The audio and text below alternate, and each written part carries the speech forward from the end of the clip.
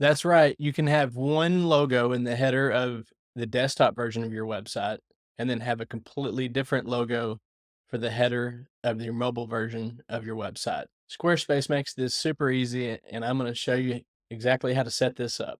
Okay, so this is actually something that I do with my own website for Bound Web Design. And so I thought, what better website to use for demonstration purposes than my own? So what you're going to want to do here is you're going to go ahead and go into the mobile view, because you can see here what logo I have for the header on my desktop version.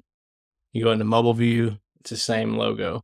And so then you're going to just want to go into edit, and then edit site header. And then you're just going to click on the site title and logo, and then the pencil for editing. And you can see here what logo image is in there right now. And you can actually change the logo height here for the desktop version.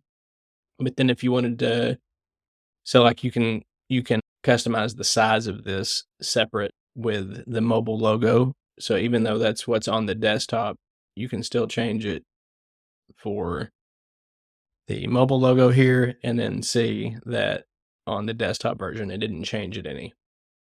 So those are completely separate with how you can change the size. So take that back up to 85 where it was at. And then you can see down here, there's a place to put a separate mobile logo. You can upload a unique mobile logo here. If this is empty, your mobile logo will default to the original. So that's what is happening right now. So we'll upload a mobile logo. And if this file was on my computer, I would upload file, but I already have it saved to my asset library on Squarespace. So I'm just going to click that. And then it's in this AWD branding photo, or AWD branding folder. So anyhow, I'm going to scroll down to where that logo is at, and I'm going to click it and add.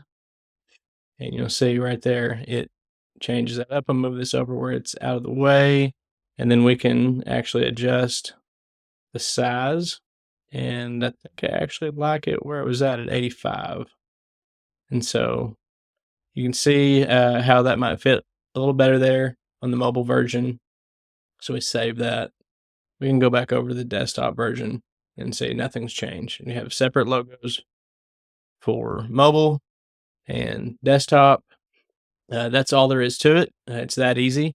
If you found this helpful, please leave a like to help other people see this video as well. And if you want more videos like this, you can subscribe to my channel.